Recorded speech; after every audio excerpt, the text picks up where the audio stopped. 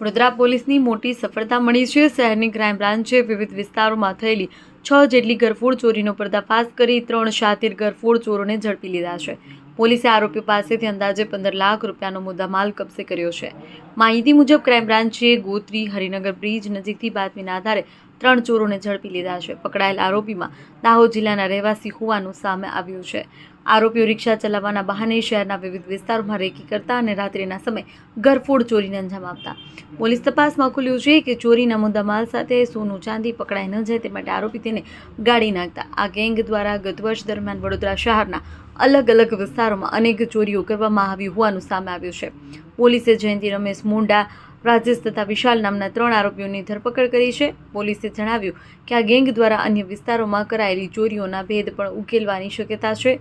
समग्र मामले crime branch વધુ તપાસ હાથ ધરી છે। तो ये तीनों को अभी हमने अरेस्ट किया है। तो इनके द्वारा जो है हमें बताया गया है कि इन्होंने 6 घटनाओं को, जो घरफोड़ की रात की जो घटनाएं हैं उनको इन्होंने कबूला है और उनके द्वारा जो है जो चोरी का जो सामान है उसकी रिकवरी भी कराई गई है। इसमें 2 गुना जो है वो अटलादरा के हैं, 2 गोत्री के हैं, 2 अकोटा के हैं और जो उन्होंने जो सामान जो रिकवर कराया है उसमें सोना चांदी और जो ऑटो रिक्शा जो वो यूज करते थे, एक आरोपी मोटरसाइकिल यूज करता था और उनके जो मोबाइल फोन है वो सब कब्जे किए जा चुके हैं।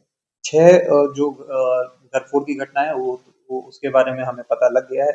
ऐसा भी अभी हमें लगता है कि शायद और भी इसमें जो है कुछ लोग हैं जो इसमें शामिल हो सकते हैं, जो इनके गैंग का पार्ट हो सकते हैं। उस एंगल पे तपास लगातार जारी है और हो सकता है कि इसके अलावा भी इन्होंने कुछ गुना को अंजाम दिया हो। जो बाकी इनके गैंग मेंबर्स अगर पकड़े जाएंगे तो उसके बाद उसमें ज्यादा खुलासा हो पाएगा। આવી જ અપડેટ્સ માટે જોતા રહો TV 17 ગુજરાતી, તમારી સાથે તમારી માટે।